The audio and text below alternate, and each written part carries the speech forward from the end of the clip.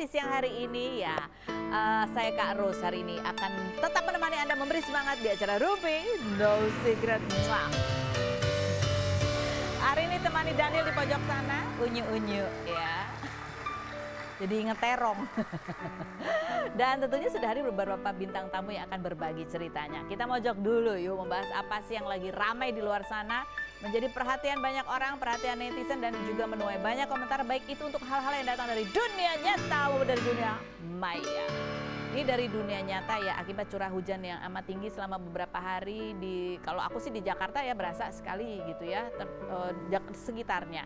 Dan bahkan ada beberapa tempat yang mengalami banjir dan yang tampaknya juga tinggi sekali, ketinggian banjirnya itu adalah di kawasan Bekasi ya. Bahkan sampai mencapai 3 meter, ada mall, bahkan eskalatornya kerendam. Itu kasihan sekali pedagang-pedagang di bawah itu yang tidak bisa menyelamatkan dagangannya itu kerendam banjir. Kemudian juga kalau kita lihat ya ada beberapa postingan juga ada peternakan sapi juga ya. Kita lihat sapi-sapinya itu kan kasihan ya, kalau orang mungkin bisa lari, tapi kalau sapi pada kandang yang ketutup gimana mereka menyelamatkan dirinya juga. Terus ya ada beberapa rangkuman video yang dibagikan oleh netizen di dunia maya, kita lihat beberapa berikut ini. Kita turut prihatin ya, mudah-mudahan tidak ada korban jiwa, mudah-mudahan segera surut. Mudah-mudahan semua selalu diberi kesehatan ya kita semua. Ini juga selain di kawasan Bekasi, di beberapa titik di kota Jakarta juga ya air sempat masuk juga ke kawasan perumahan juga.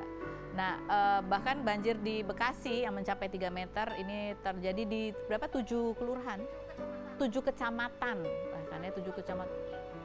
Dan ada banyak unit rumah yang kerendam. Di daerah rumah kamu kerendam juga nggak? Alhamdulillah enggak ya. Enggak juga, jadi ada kawasan Bekasi yang nggak kerendam banjir, ada juga yang terendam banjir.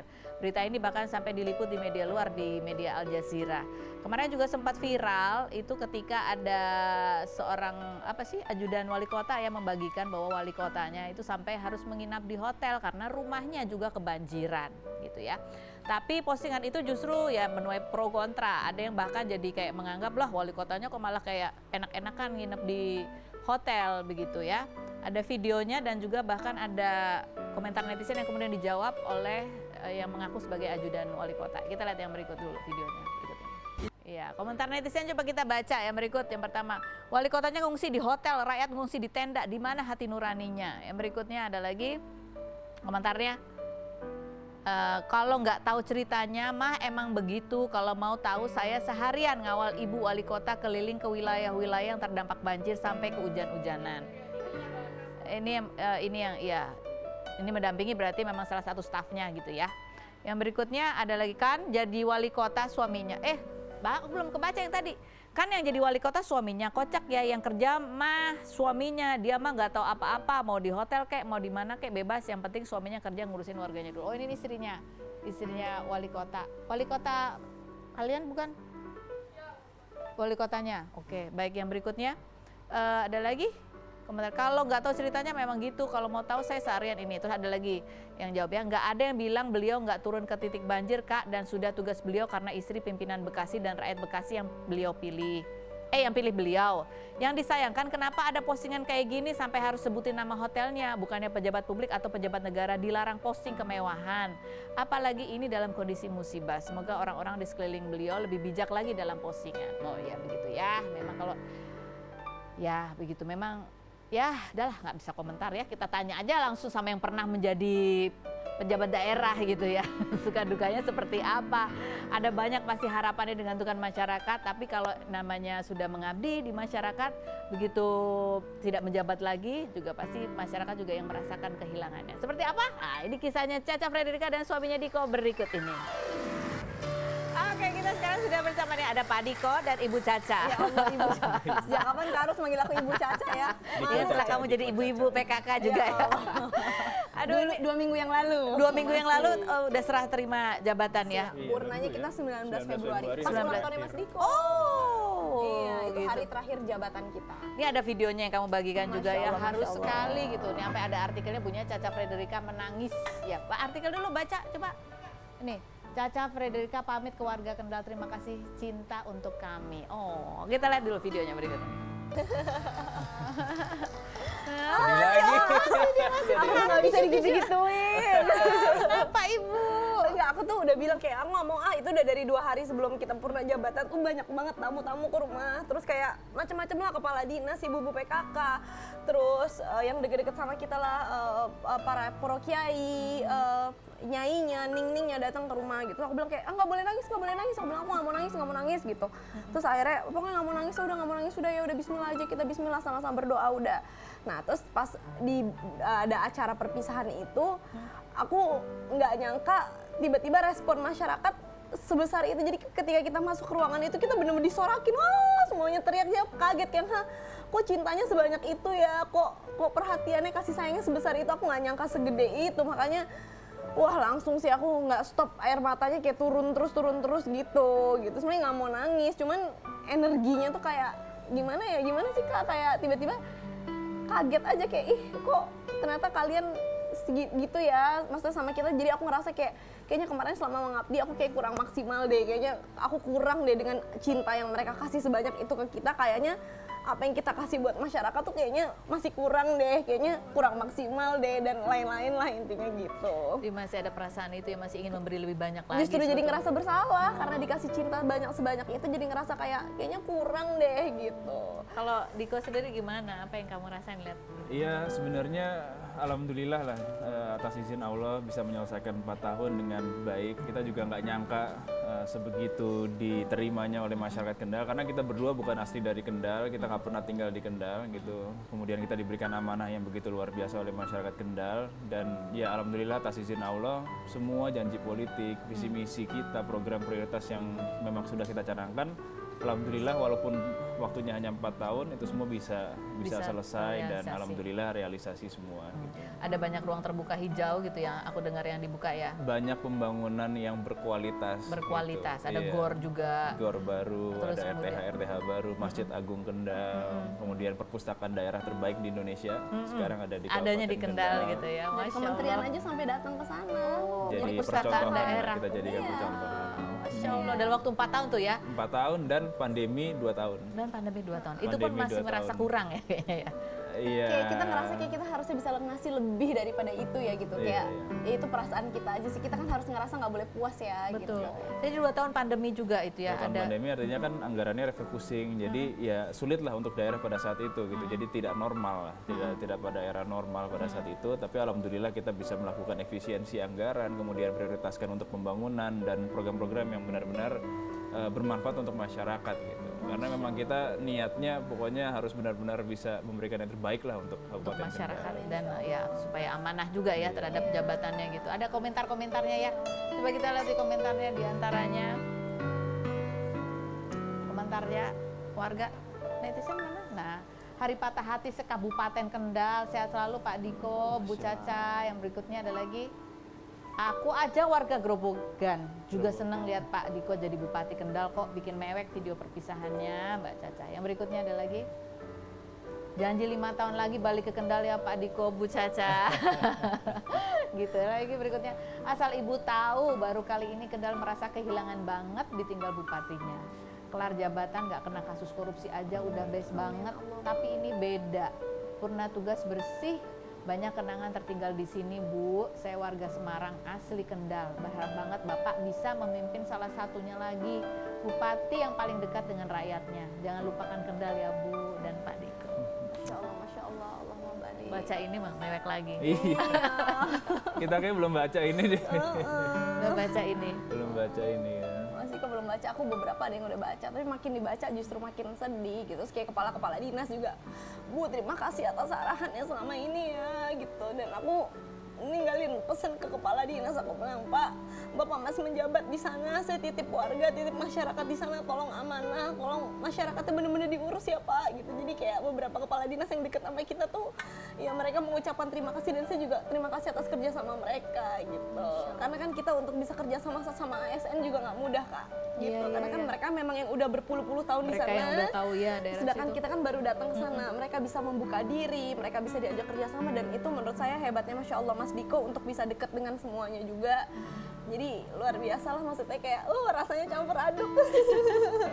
pengalaman yang Masya Allah luar biasa gitu Karena ya. kan di Kendal ada 10.000 ASN kan, menyatukan pemikiran 10.000 orang untuk memiliki visi yang misi yang sama, itu kan nggak mudah gitu. Iya. Jadi ya alhamdulillah dengan waktu yang sangat singkat itu semuanya bisa jalan on the right track lah. Jadi 4 tahun itu full ya, mungkin istirahat juga dikit gitu. 4 tahun. Heeh.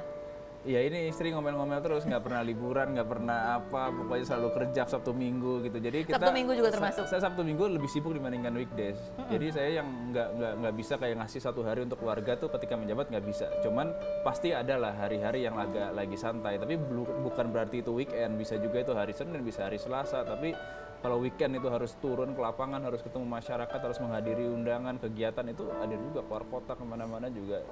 Jadi tidur berapa jam tuh sehari biasanya? Oh kalau tidur saya selalu prioritasin harus minimal 7 jam. Oh tidur cukup ya? Nah, Jadi harus cukup. tapi 7 jam. Sabtu Minggu Karena- kerja. Karena percuma kalau kurang tidur pasti pemikiran kita juga Iya, semua nggak jadi clear ya. Jadi Mas Diko tuh tipikal yang tidurnya cepat, jam 9, jam 10 sudah tidur kalau nggak ada hal-hal yang urgent. Tapi jam 6 pagi tuh udah siap-siap, jam 7 pagi tuh udah Subuh subuh loh pas udah bangun, 6 udah siap jam mau 6 berangkat udah kerja. siap-siap, Jadi dari 7 tuh subuh udah nggak tidur sampai langsung beraktivitas. Jadi para ASN pas Mas Diko ngejabat tuh mereka jadi morning person yang kayak bener-bener harus udah standby dari pagi gitu, Masya Allah. Wah ini kalau buat aku ya, Masya Allah nih ngeliat seorang Caca Frederica gitu dari dunia hiburan menikah dibawa ke Kendal gitu ya, terus harus mengikuti rutinitas ya mengabdi gitu di masyarakat Kendal, itu kan juga buat kamu adaptasi yang nggak mudah ya. Masya Allah, Masya Allah. Masya Allah. Ini ada artikel katanya emosian jadi istri Bupati Kendal harus sampai konsultasi ke psikolog.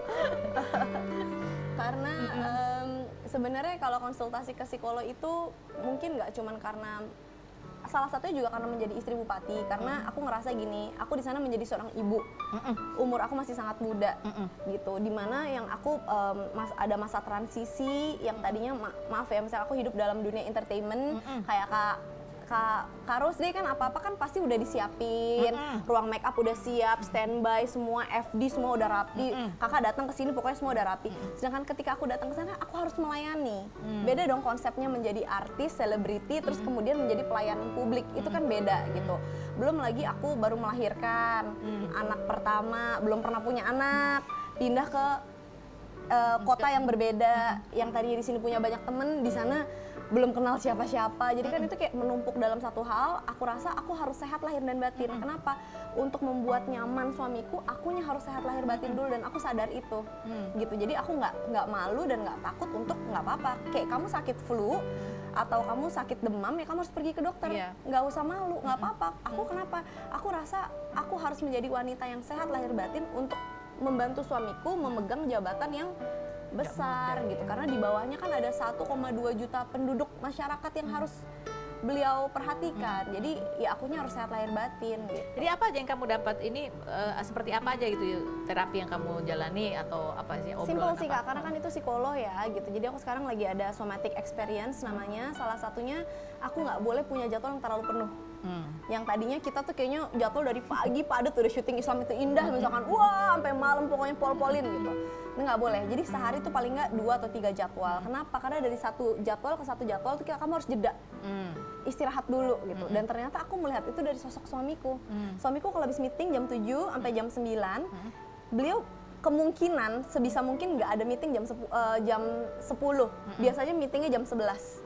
Jadi tuh Ada pulang dulu jedanya. ke rumah, minum, ngopi, tenang dulu, baru meeting berikutnya.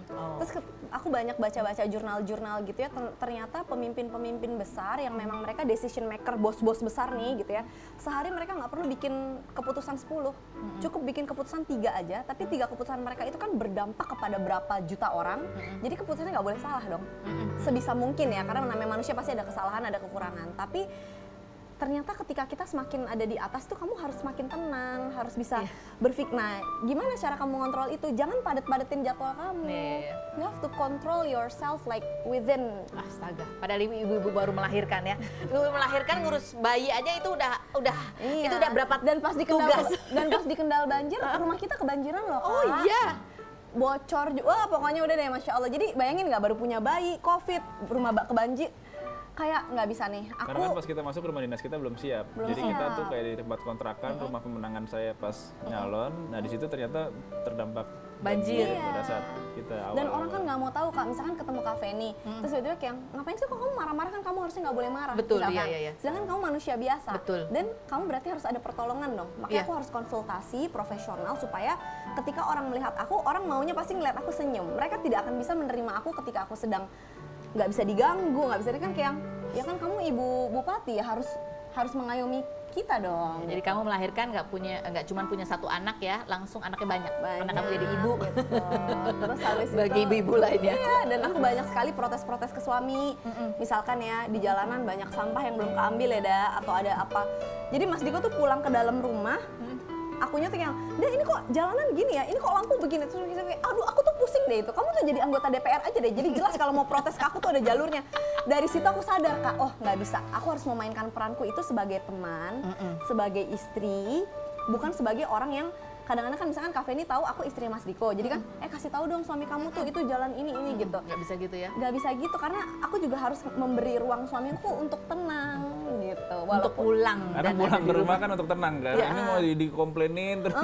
Ini jalanan nggak boleh ini gini. Oh ternyata nggak bisa. Itu jadi selama 1 tahun pertama kita adaptasi lah gitu loh Kak. Seru banget ya. Iya, Masya Allah, Masya Allah. Tapi pasti berarti ini 4 tahun yang terasa pendek karena begitu banyak dinamika yang terjadi. Nggak kerasa. Nggak kerasa Nggak kerasa. sekali ya. Masya Allah. Aduh, ini kita nanti ngobrol lagi. Ini seru kayaknya nggak selesai deh satu episode ini ya. Tapi kita ada bintang tamu lainnya yang akan berbagi ceritanya ya. Ini kemarin juga merilis lagi lagu yang sudah pernah dirilis gitu ya. Ada remake lagu yang berjudul adalah Marhaban Bulan Ramadan. Ada Haddad Alwi dan Ara. Kita lihat dulu profilnya berikut ini.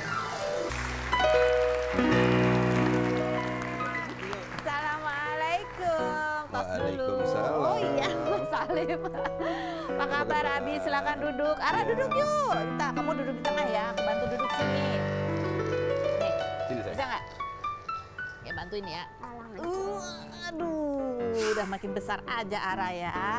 Oke, duh ini alhamdulillah lah senang bisa ketemu Ara lagi, ketemu Abi Alhamdulillah. di bulan Ramadan ini. Masya Allah, ini kan biasanya Iya, kalau benar. bulan Ramadan kita selalu mendengarkan lagu-lagu yang bertema religi, Tapi Ramadan. sekarang nggak cuma bulan Tapi Ramadan, ya. sekarang nggak cuma di bulan Luar Ramadan, biasa ya. luar biasa ya. Dan itu padahal apa ya sudah menjadi cita-cita Abi dari sejak lama supaya lagu-lagu religi ini bisa Sudah dari dinyanyikan. sejak 15 tahun yang lalu saya selalu berharap biarkan ya Allah, aku ingin lagu-lagu religi ini setiap saat tanpa lihat momentum. Dan tahun 2024 kemarin dimulailah itu, mudah-mudahan selamanya. Ada banyak festival-festival, penontonnya pun beragam Betul. begitu Di ya. TikTok, di Instagram semuanya rame. Oke. Kita ada beberapa komentar netizen ya, dan kita mau lihat juga penontonnya itu berbagai kalangan, bahkan anak-anak punk ya kan. Bahkan Abi ini punya cita-cita mau kolaborasi juga nanti sama anak punk ya, selain sama anak-anak kecil. Iya, benar Sama nggak? Feni Rose juga. Sama aku juga. Wah, itu pasti dinantikan. Selain itu jangan kemana-mana, tetap di Rumah Indo.